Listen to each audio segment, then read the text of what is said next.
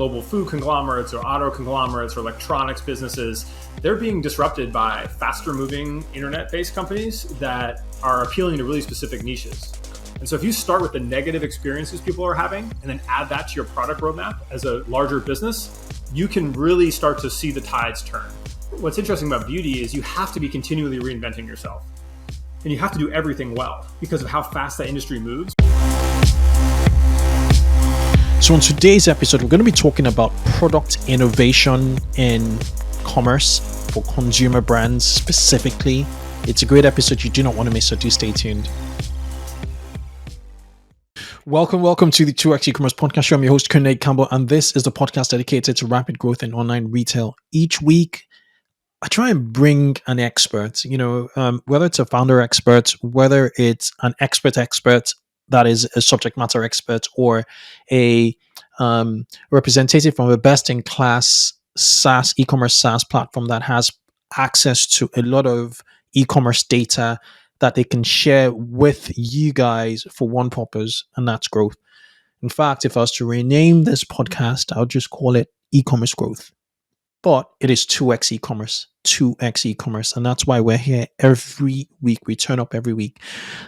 This podcast we tend to publish every Saturdays now, so you have a lot of content over the weekend to go through.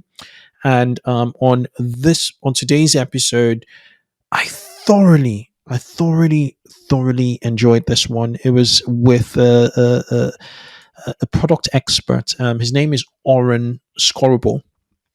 Now, I thought we were going to be talking about his cannabis brand, but apparently within a 3-year period, he'd been part of this cannabis brand that exited via IPO and through roll-up. So they emanate, a number of, they acquired a number of cannabis brands were big enough to exit within 3 years. And I just found that phenomenal for him being part of that experience.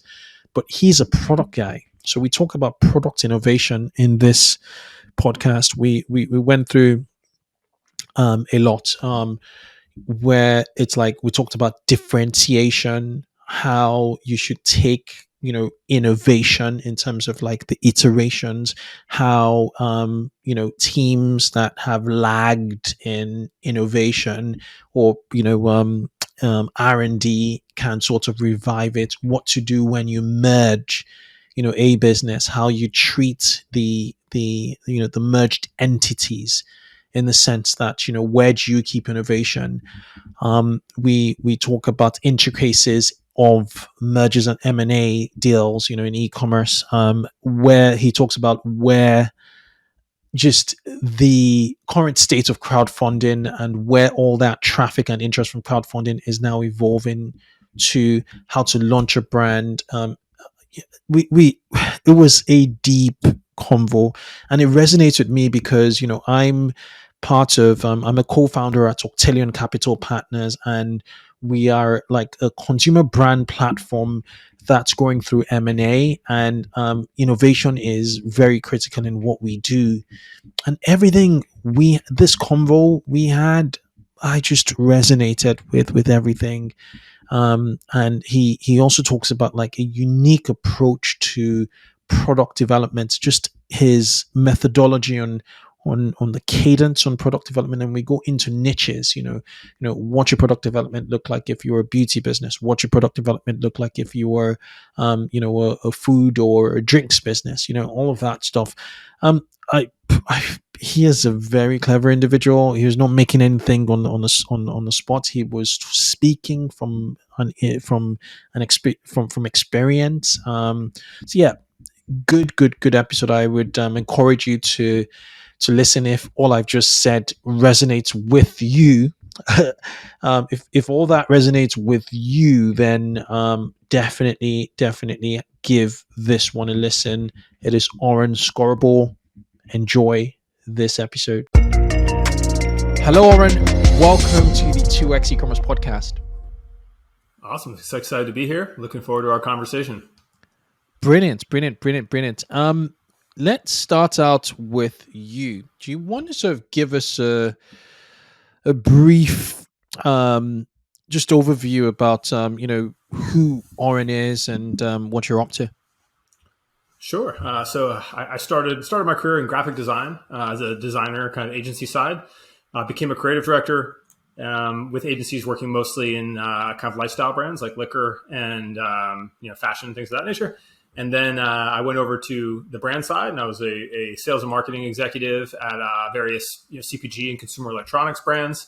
And the last few years, I did a public company roll up with some partners where we put a bunch of acquisitions and mergers together in the cannabis space in particular with a company called Unrivaled. And then we took that onto the public markets last July. And then we operated that for about 9 months. Now it's got a leadership team that is kind of focused on taking that forward.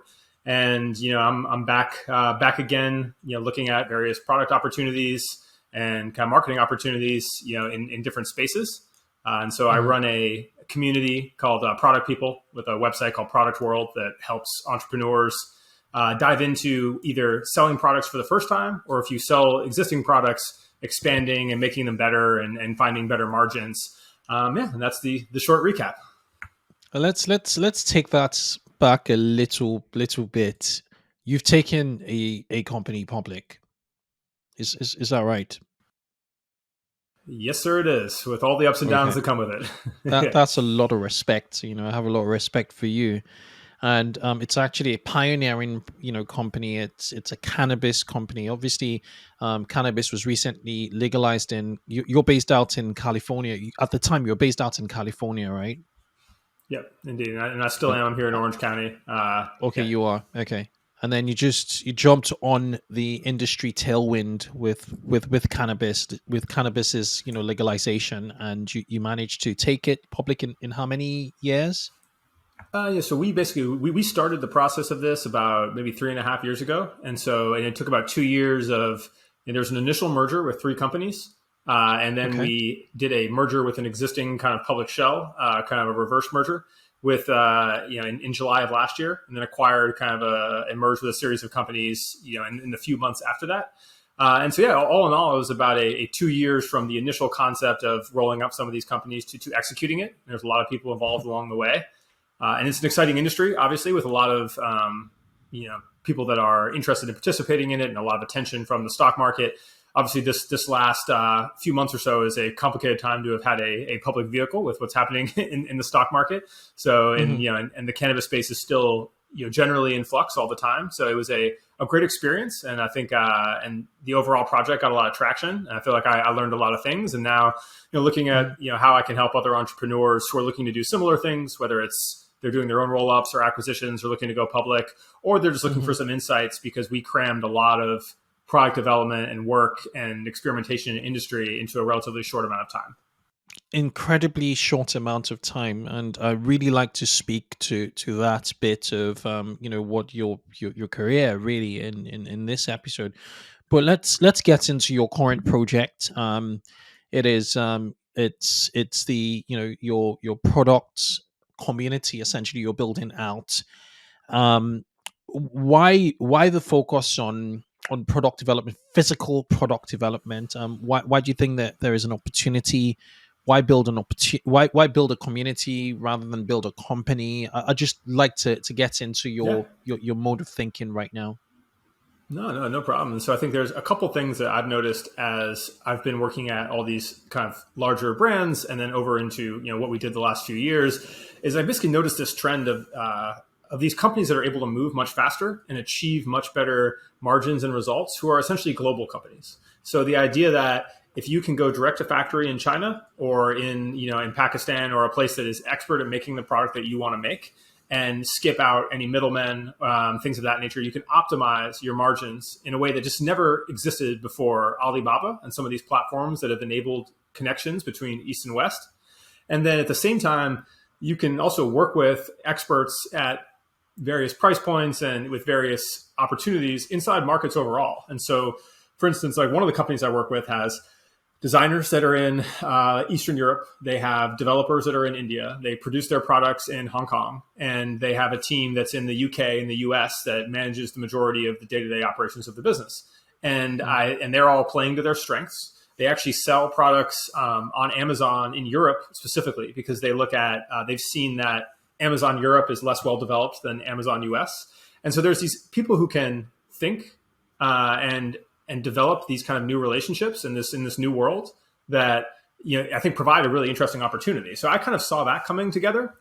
And then the other kind of key philosophy is just this idea that all of these large companies that we grew up with, whether global food conglomerates or auto conglomerates or electronics businesses, they're being disrupted by faster moving internet-based companies that are appealing to really specific niches. And so for any entrepreneur now, I feel like there's the ability to create a $1 million to $5 million business in a specific niche that serves someone's needs very well, that is a great business that they can kind of keep going and keep cash flow positive, and in a way that just never existed before. So I created this community mainly because I didn't have the need to kind of create some big company, and I wasn't ready to jump back into running another kind of large operation. And I thought that I'd rather share some of these ideas that I have and share some of these practices, work with some of these various entrepreneurs, and then see where it goes. Because I think it's an interesting time to really sit back and look at the trends that are unfolding in front of us and kind of plan a correct next move.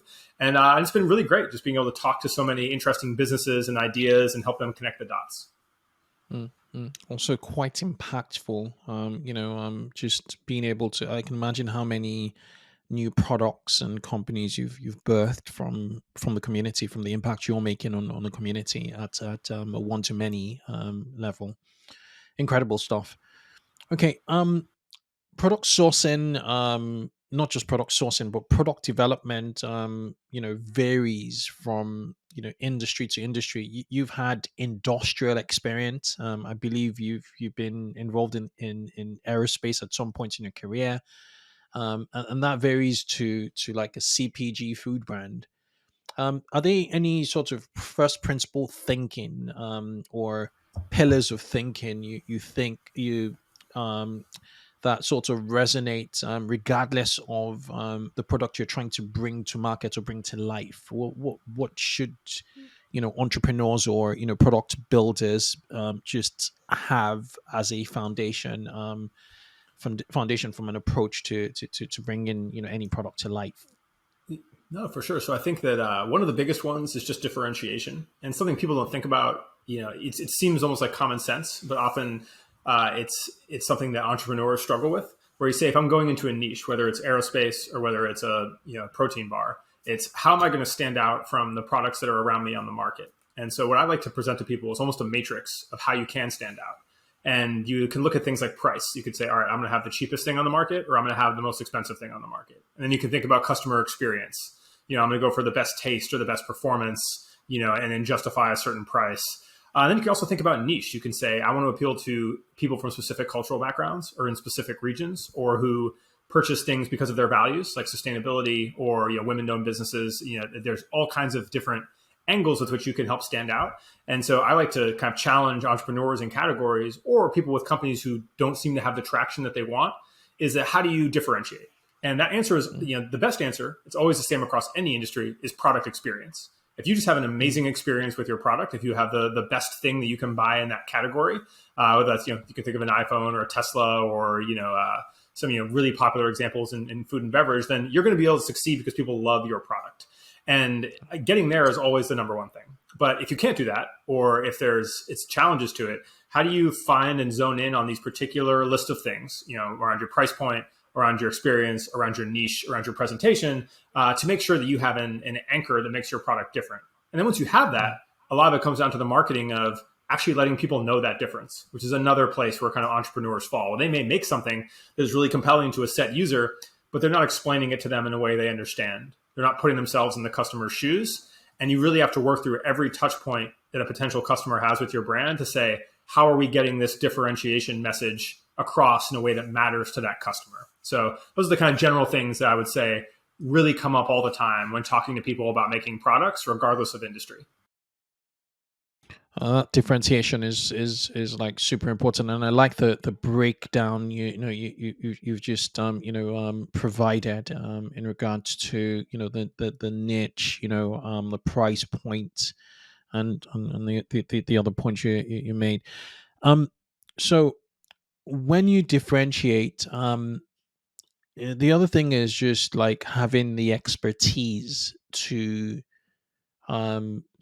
producing, the product or producing the experience you're looking to innovate on. Yeah. um is that when what's your take on, getting experts, and how do you, if experts are your thing in terms of like recruiting, an expert, how do you work with that expert to deliver on the desired results, to get on something truly different, and and competitive, something that really competes in the market? Yeah, so maybe it's a little less towards working with an expert, but I do think that the number one exercise that I think someone should go through when they're trying to create something differentiated, whether you yourself are working directly with a factory, or you're working with a designer, or you're working with a team, is I basically call this, I do a lot of products that are sold on Amazon, so we refer to it as an Amazon exercise. But basically, just if you were to order something in your niche, whether that's a car or whether it's a light or anything, think of that. And I ask people to document the entire experience. I mean, from literally step one. So say, okay, if I want to purchase this, how do I start? Do I search on Google? And then once I go there, what kind of website do I go to? And then as I check out, what messages are given to me? And then what emails do I receive? And then when I actually get my package, how is it packaged? Is there enough room in the package? What is on the packaging? What does the manual look like when I open it up? How are things wrapped? And then how do I actually use it? And really going through every single step of, okay, from ordering to receiving to using it for the first time to using it multiple times, and then starting to think about, well, what does my experience look like using this a year or two from now? And documenting that entire process out.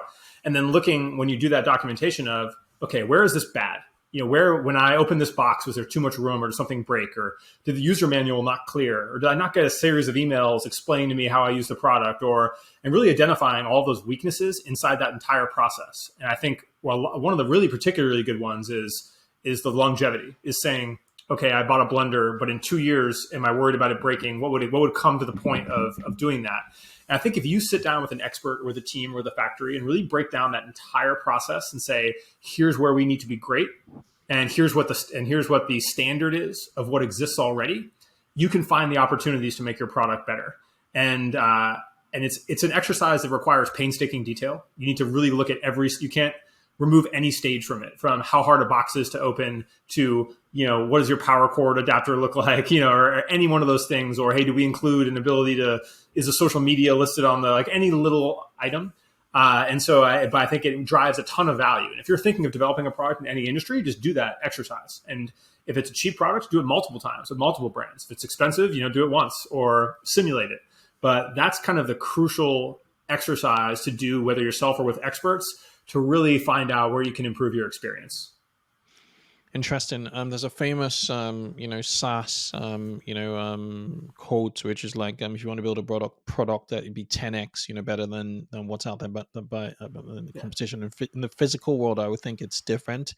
So my question really is, what magnitude of differentiation should be, the absolute minimum, or what should, entrepreneurs or creators look to aim for from a differentiation magnitude? Yeah, so I think it's a sliding scale based on how big you want your business to be.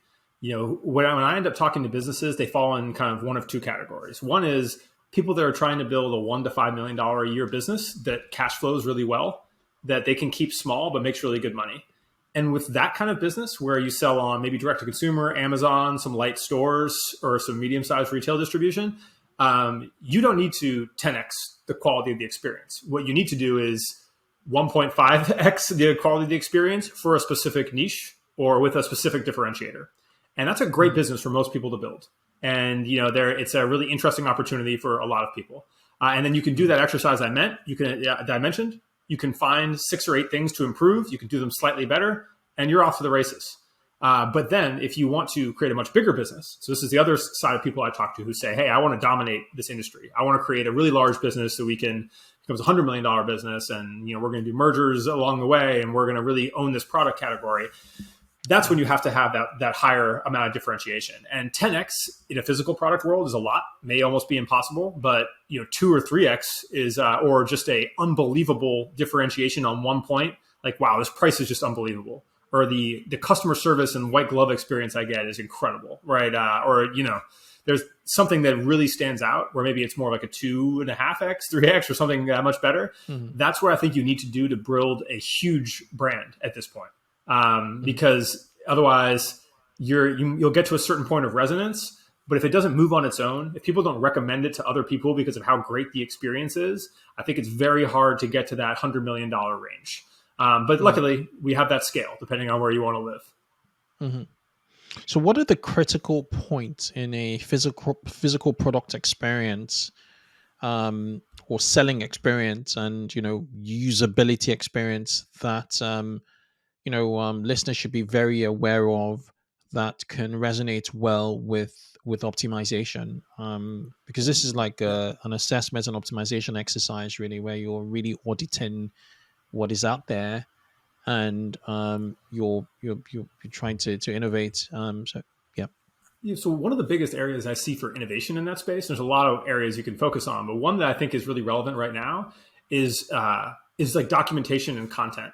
Enablement, really, I think is the right term. Where if you sell someone some fitness equipment, anyone can buy a kettlebell or some weights or a machine. But if I buy it from a company that provides me with, it comes included with 100 videos that are of different exercises I can use on it from a TikTok fitness influencer that I might know, or hey, I'm buying an espresso machine and it comes with really in-depth content and analysis on how you become amazing at that and how you refine your grind and pick your beans and different experiences you can have with it. Same thing, even any nutritional product, and it comes with, diet plans or information on supplements or, meditation routines or whatever it is. I think that's a huge opportunity right now because it's not as much about the product itself as it is about the person's experience with the product.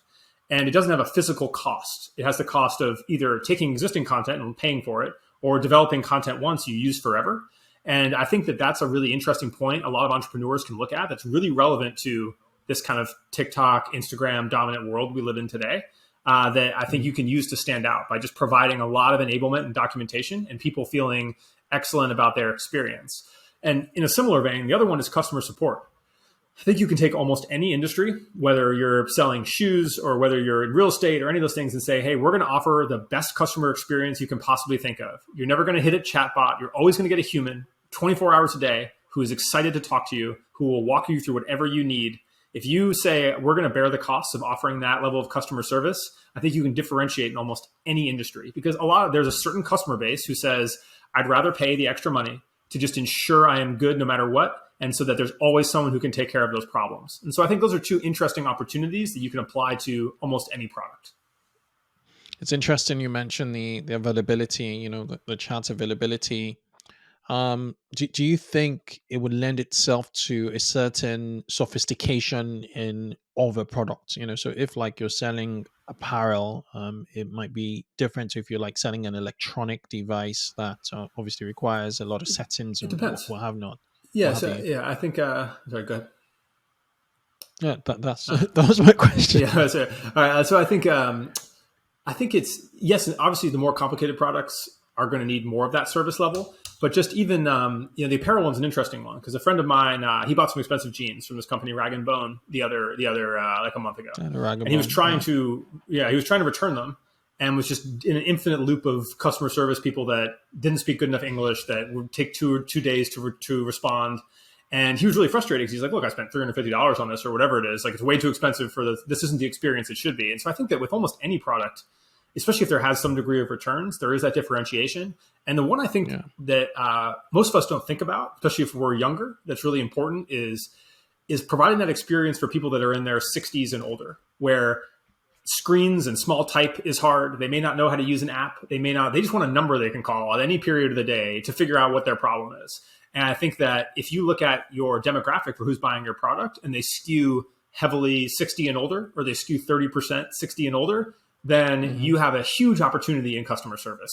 And for them, they're a natural recommendation engine to other people in their age bracket in a way that, we consume so much as younger people that you really have to stand out for me to recommend something to somebody. But I think in the older demographic, there's a lot more word of mouth sales. So I do think that there's that accessibility opportunity as well. Interesting. And then for listeners in this podcast, typically operators that are lagging. So listeners who innovation is lagging or R&D is lagging, how does an existing consumer brand sort of revive that innovation, and and ensure that their challenges once again? How do you sort of infuse this mentality of iteration, and just putting something better out there to an existing team, or or a founder who thinks they've lost their way in the market?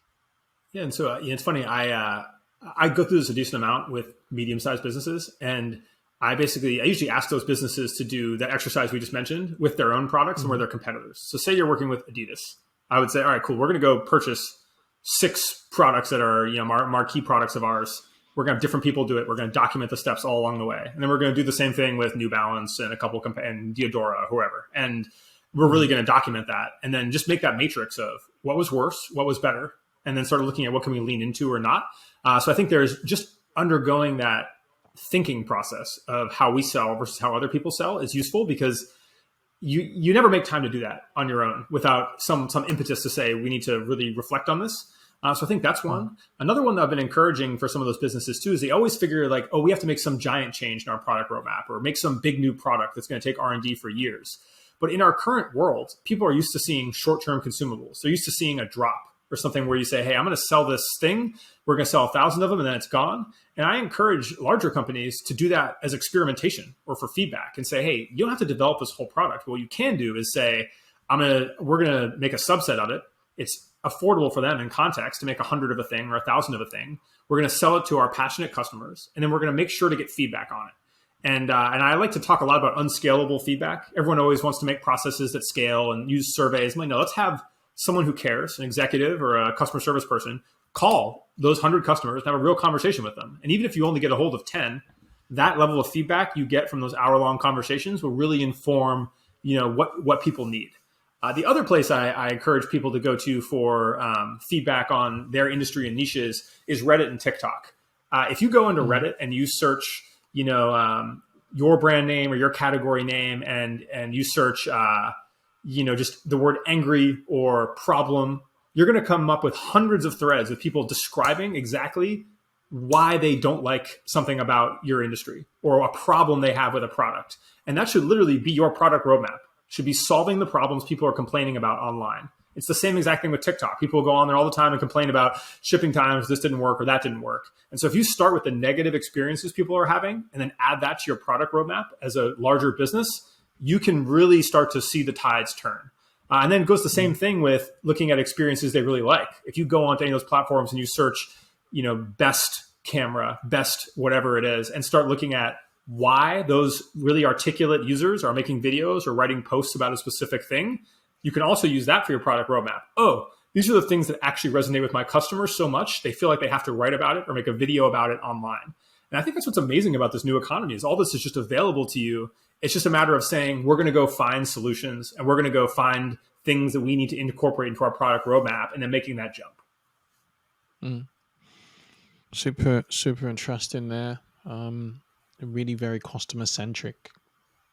Yeah. And I think everything needs to be customer centric, right? We're so used to being catered to now. Yeah. Yeah. So with regards to supply chains, so with COVID, it just amplified the importance of diversifying, supply chains, and in fact, some brands have started to think about, okay, let's try and get some localized, local manufacturers. What's your take on that? Is you mentioned earlier, just having factories, and you talked about Bangladesh and China and the rest. Is there a use case for having local supply chains in 100%. the US and North America? What is the landscape right now post COVID? So I think there's a number of uses for that. And so the first is, I mean, almost any food and beverage product is better off local. And so that's a great place to always look for that. The other option is if your customer base is going to, if made in America is going to resonate with them, then that's always an option. And you're going to pay more, but that is what it is. But the other one that I find, and I recommend this a lot to entrepreneurs starting kind of newer businesses, is that it's hard to get, you can't get a factory international to say they want to partner with you on something. To say, hey, guess what, we'll take some equity into produce some things for you at a lower cost. That's not going to happen with a factory in China or in Hong Kong.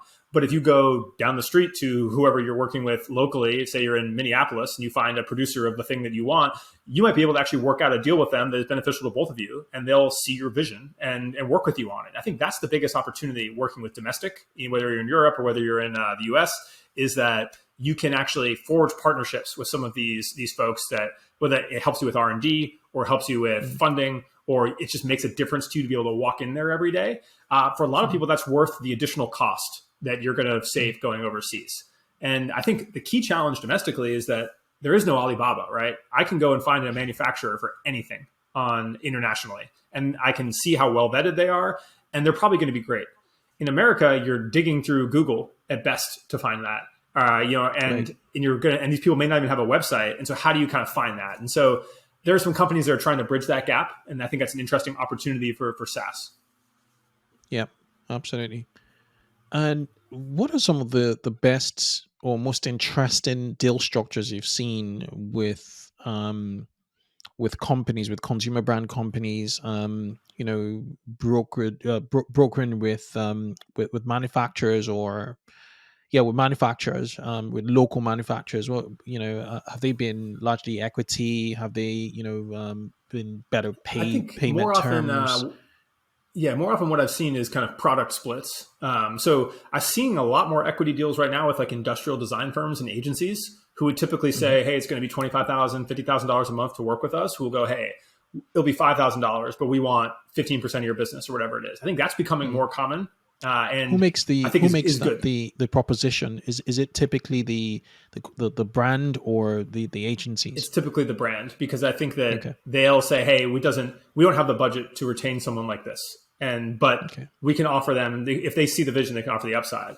But for manufacturers, a lot of what I end up seeing is that the manufacturers need money too. It's a complicated industry. They have less of an ability with their business to just say, oh, we're going to do equity for these products. But they'll do more like, okay, cool, we're going to do a split on sales where we'll fund some of that inventory to get things rolling. And we'll be able to expand and scale your inventory without you having to worry a lot about cash flow. But we're going to get our money right away. And, so we're going to kind of pay that back or do splits regularly is something I see more and more common. I don't think it's super common by any means, but those are the kind of things that you can take to a local factory, especially once you develop a good relationship or they see some traction and say, hey, I don't want to have to go raise money to scale my inventory. Can we scale this together and work out a profit split? And I think that's a intriguing option for any of those manufacturers, right? Because they want you to succeed, so you continue buying more product. So how can you kind of work that out? Mm-hmm. Makes sense. How do you weave a story into the utility of a product, or into the utility of a product? Sometimes, as you said, the experience a product delivers does the more viral marketing on itself, the word of mouth marketing. But how do you what are some of the best use cases you've seen with brands telling a very coherent story that sort of weaves into their product utility? That's an interesting one. I got to think for a moment. On what can we do the utility? I think you see a lot of that on like crowdfunding sites where there's some story, right? And I was even going to talk about crowdfunding, but we'll keep that. Yeah. Well, I think there's I see some brands that have created more of an emphasis on community, or more of an emphasis on like their more sustainable values. I know there's a brand called Carbon 38. It's a female. It's like a female athletic wear brand that is, I believe, like really focused on the kind of sustainability and like accessibility of their products. So that's one where I've seen that kind of, people buy them, specifically because of like their their kind of look at their community.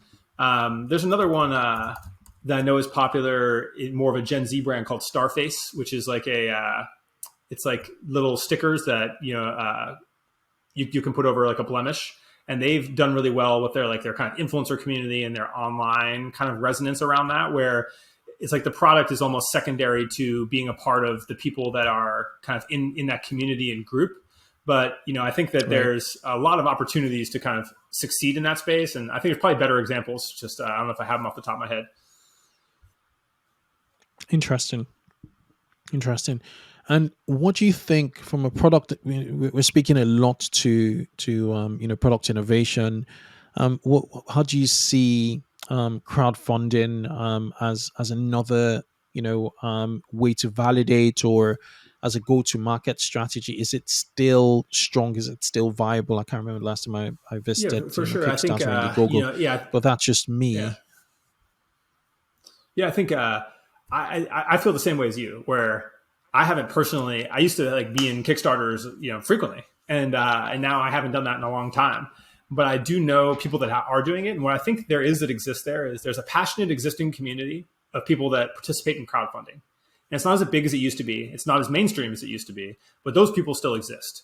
And so if you're able to work with an agency or a group that has access to those people, whether through email lists or Facebook pixels or something of that nature that's going to allow you to tap into that, I think it still has value to get you that initial set of customers. But I think a lot of that has just been replaced by TikTok and social media, where I can go create a bunch of organic videos on TikTok about a product before it even exists and put up a pre-sale page and say, hey, I'm going to ship this in a month, or sign up for the email list for it. That's probably going to resonate more and faster if you have a good product than running through the whole Kickstarter process.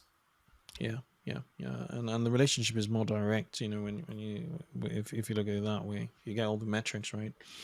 Yeah. And I encourage that for people all the time, where they'll say, hey, I don't have the money to set this up. And I'm like, all right, well, get it locked in and then see if it has enough resonance that people will buy it ahead of time. And if it doesn't, then you probably shouldn't release that product anyway. And if it does, you're going to feel like you have traction, and you can take that traction to investors or to banks or to your factory, or even just know in your mind that you're going to be able to make that money back. Right. Let's speak to two things that I I'm very passionate about. One is beauty. Beauty products. There's a lot of innovation going on. There's a lot of funding going on. There's a lot of switching right now, generational switching from products that people, new generation is seeing and like, no, I want that because it aligns more with my values, and actually the results are actually better. Completely. So from a beauty standpoint, how would you approach innovation? The other really is just the food and beverages space, whether it's drinks, whether it's food. That's another sort of space. And the interesting thing about these two is they tend to have localized, supply chains. Do you want to speak to, just broadly speaking, to like beauty, the beauty industry? What are your thoughts on delivering innovation there, and how are you seeing the best in class brands thrive in innovation in beauty? So beauty is a hyper-competitive niche. And so it's one of those product categories where you have to be great at everything, I feel like, to really succeed. And that's not a bad thing. But I think the things that can differentiate you quickly at a small scale are niches, especially with things like skin tones or skin types or skin age. And you're saying, hey, I'm making something specifically for people that have, they have this type of whatever. And then really honing in on that and working with influencers that have that same exact skin tone or type, and then working with, and then really getting that message specifically to those people. That's one way to resonate. The other is ingredients and being ahead of the curve on ingredients. Like we saw it go from collagen to matcha to charcoal to, you kind of really evaluating what do you think those next things are going to be and being ahead of the trend. But with any of those categories, what's interesting about beauty is you have to be continually reinventing yourself.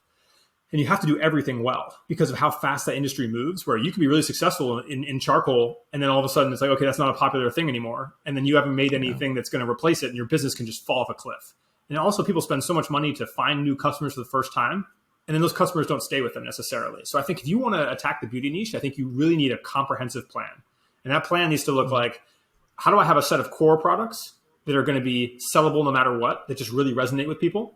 And then how do I have a regular, every month, every two months, a new set of products that is more seasonal that I am experimenting with to see if they resonate, and creating like a kind of like clockwork promotion technique for that. And at the same time, how do you build out a massive network of influencers? Because luckily it's a high margin business, so you have the ability to give away a lot of product, but you need to have a real entrenched presence inside of social media influence. And then also, how do you ensure that you're ready for distribution? Because you can have a successful D2C business inside that, but still the gatekeepers to make those businesses really move are going to be Sephora, Ulta, and the people that are able to kind of really push beauty wide. And to do that, that means you need to be able to have a significant amount of inventory, and you need to have a real retail point of sale experience, whether that's acrylic displays or specific training or commission programs for employees. But how are you going to drive that? And I think that this is one of those experiences where you have to be great at everything. Packaging has to be great. Your influencer marketing has to be great. Your ad buying has to be great. And I would just know that going into it, that maybe you can have some light success, but you've really got to build out a business way more than you have to do in some other places. And beverage is the same, but I think the regional aspect you mentioned is a lot more important there. What I like about beverage is that if you make a great cold brew or a great water or a great any of these things, and you say, all right, I live in Tennessee, and I'm going to be the best, most popular cold brew in Tennessee, and I'm going to go to all the local grocery chains, all the local stores, all the restaurants and bars that have things on tap, and I'm going to make it resonate locally by being an amazing salesperson and having a local brand. You can 100% do that in almost any beverage category outside of these real hotbeds like Austin, where Whole Foods is based, where everyone's doing that. And so I think that is still a huge opportunity in food and beverage. And then to go wide, you end up with the same challenges that we talked about in beauty, because of how competitive it is getting into grocery, and then how fickle the trends are. And that was a long answer, but I have a lot of thoughts.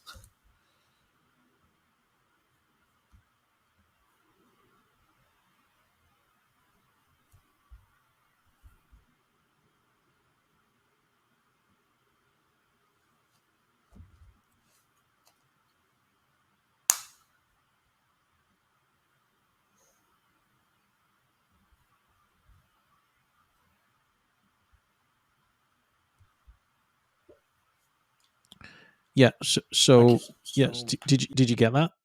Yeah, I couldn't hear that last question. Sorry if you can. No, you didn't. No, so I said no. It makes a lot of sense in the sense that it requires a lot of passion from a founder, because if they don't have passion, they're not going to be able to put the work. When you're talking about a 2-3 month cadence, which is every quarter essentially, releasing a product, that requires a lot of work, and yeah, it's really leadership, right, and teamwork.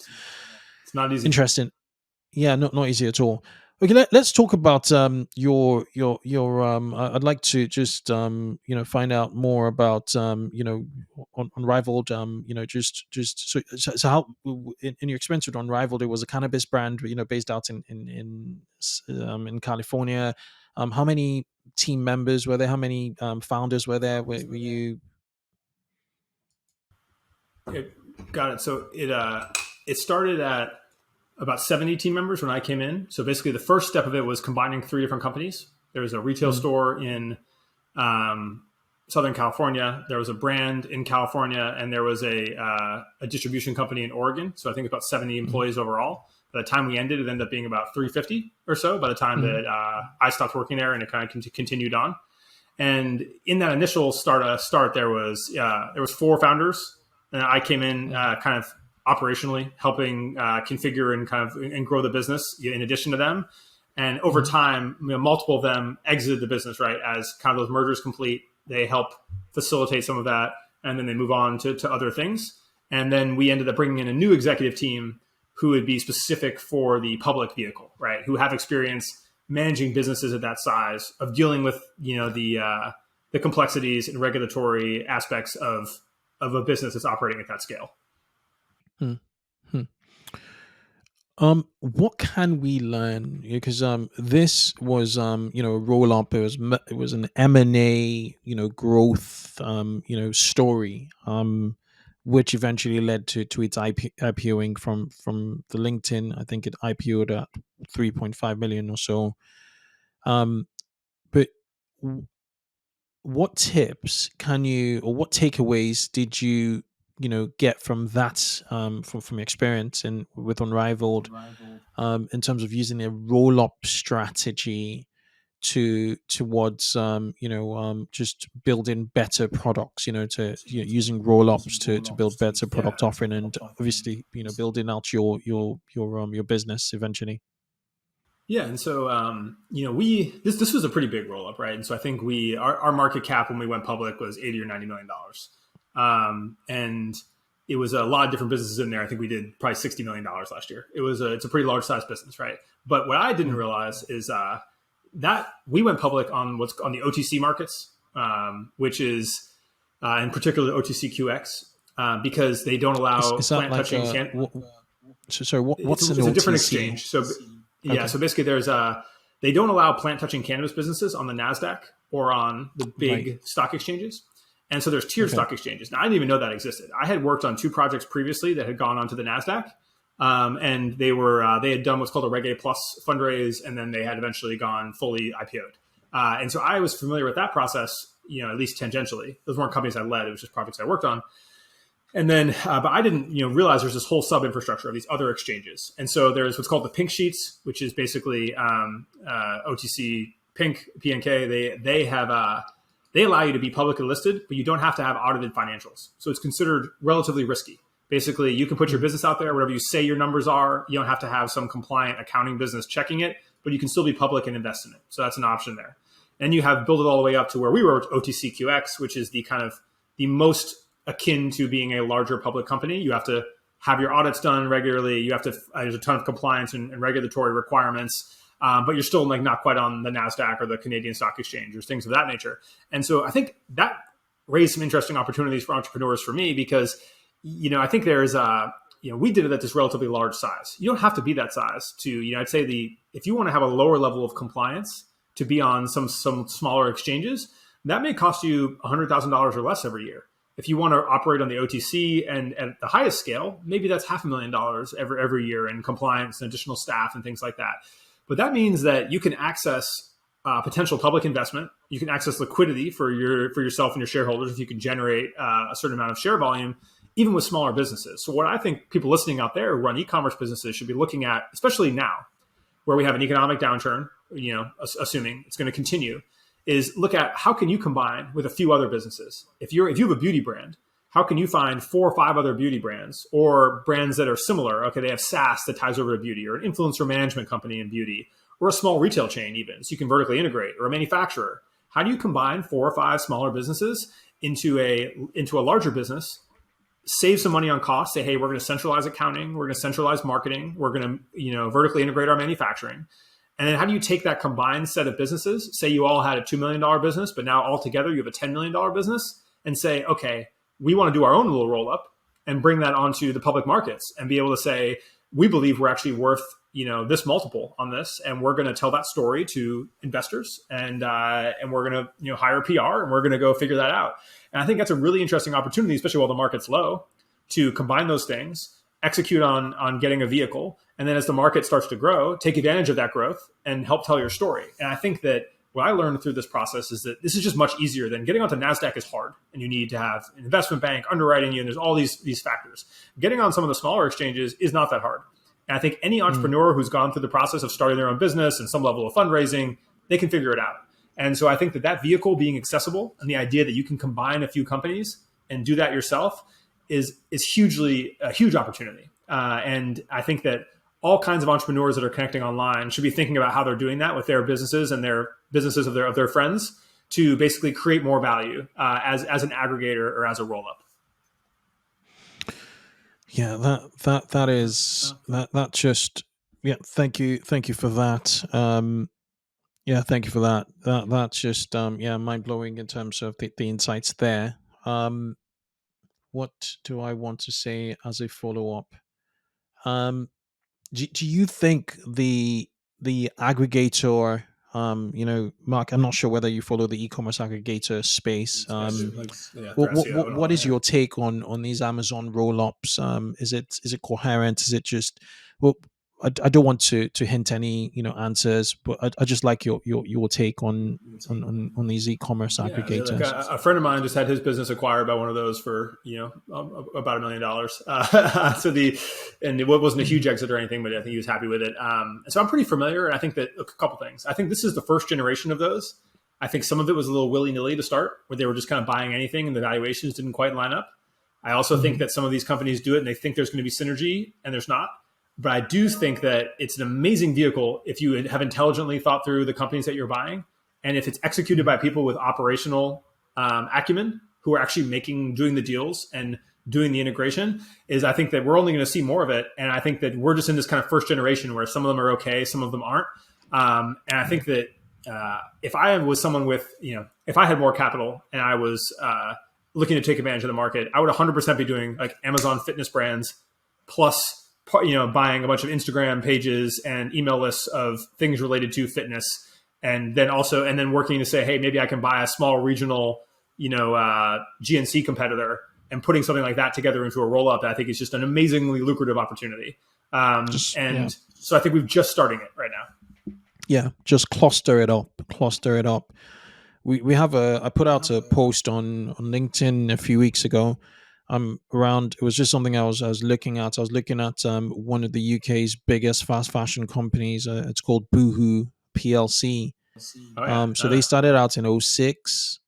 Then in 2016, one of the founders' sons decided to create, another fashion brand called Pretty Little Thing to resonate with his generation, right? And then after that, they acquired the same year in 2016, they acquired Nasty Gal, and then they made 9 other acquisitions, M&As. They're a $2 billion in revenue company this year. And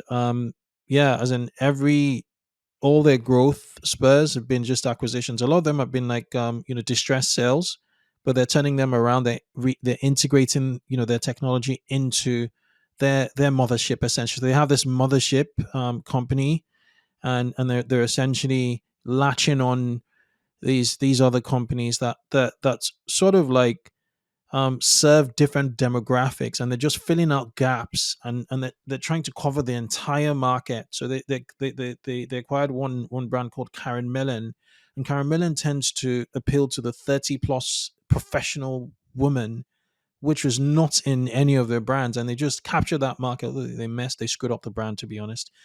But they just captured that, and they just kept on and kept on and kept on. And I do think in e-commerce, as you alluded to, it's not really been coordinated with the aggregators thus yet, but we're going to find some really formidable players in the mid-market e-commerce companies that are going to grow to billion-dollar companies if they know what they're doing by acquiring, by M&As, slow M&As, especially now with the downturn. There are going to be deals to be had, and I do think it's there. But it brings me to my next question, which is like innovation. So they have their ways of doing things. The other companies have their ways of doing things. You have your own way of doing things. You're obviously trying to integrate them into your ways of doing things. How do you maintain or bring in innovation, especially if you see like a Target doing really, really clever things? How do you bring that product innovation, in sync with your vision, with your overall vision as a founder that wants to make an impact or a dent in a vertical? Yeah, so I think that's the hardest part, is the combination of these companies and then keeping innovation as you grow. And so I think that what we tend to see is that there's people that are good operators or good business people who are acquiring these brands. But especially for brands that have any level of cool factor, like you mentioned that they messed up this brand that they acquired, it's very hard for those operational people to understand that. And that's why I think it takes like a real combination of a team. But it's also really hard to run innovation across many different units, because the same innovation team isn't going to be able to handle a 30 plus professional brand as going to be able to handle a Gen Z brand. And so I think the way I like to look at it and recommend it is that I do think that every individual brand, I think, is better off with its own small innovation team than having a bigger overall innovation team. And I do think that a huge part of the purchases for these brands, especially again, brands that have any amount of cool factor or social media influence, needs to be, they need to focus on retaining the people that are responsible for that, and then giving them some degree of autonomy and control. And they can think about all the other things when it comes to the bottom line and, syncing accounting or costs or factory. You can work on that, but you have to give autonomy to the creatives, because I think a certain generation of business person just doesn't understand and can't kind of act on supporting those people correctly. And I think they just need to give them the control. Yeah. 100%. So with that example I gave, it just looked like they'd brought that demographic to the millennial, to the millennial and the Gen X, Gen Z, original demographic from their mothership, and it just didn't make any sense. You're like, why drag, the sophistication of that brand of Caramelin, down the gutters essentially. So that was quite interesting in terms of the innovation. I really like your points around autonomy with that, and really, really nurturing the auto, because there's a reason why you buy the brand in the first place. They're doing something right? So why not just, water that plant and let it grow, right? From an innovation standpoint. Right. I could go on and on and on. I've thoroughly enjoyed this conversation, Oren. It's been fascinating. Is there anything you want to cover? I just don't want to say, oh shit, I forgot to say this. I forgot to ask you this question, because I do think there's an opportunity, having you on with your expertise on the show. No, I mean, look, I think we had a really interesting conversation and covered a wide variety of things. The only other thing I'd mention is I do encourage any entrepreneurs who are working on their brands to be discovering a lot of the things happening on social media themselves. Spend time in their own niche on TikTok, spend time on Twitter with other entrepreneurs that are, sharing, publicly their stories of what they're doing. I think you can gain a lot of knowledge through the communities that are online. But no, I think we had a really interesting conversation. Super.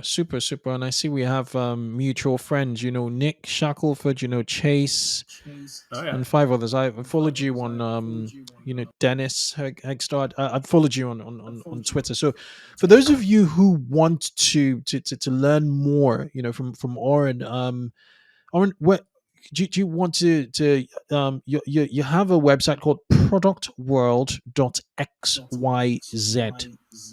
Yep. So productworld.xyz has my newsletter called Product People on it, which is where most people get their information from me. So I send it out to, It's got thousands of entrepreneurs on it now. So I definitely encourage everyone to sign up there. And then I'm at Oren, Oren Meets World on Twitter, on Instagram, on TikTok, and looking forward to connecting with anyone. And don't hesitate to. I love answering questions and connecting, so don't hesitate to DM. Amazing. You're also quite active on LinkedIn. So, terrific stuff. Thank you for coming on the 2X eCommerce podcast. I thoroughly enjoyed this conversation, and cheers. Yeah, appreciate it.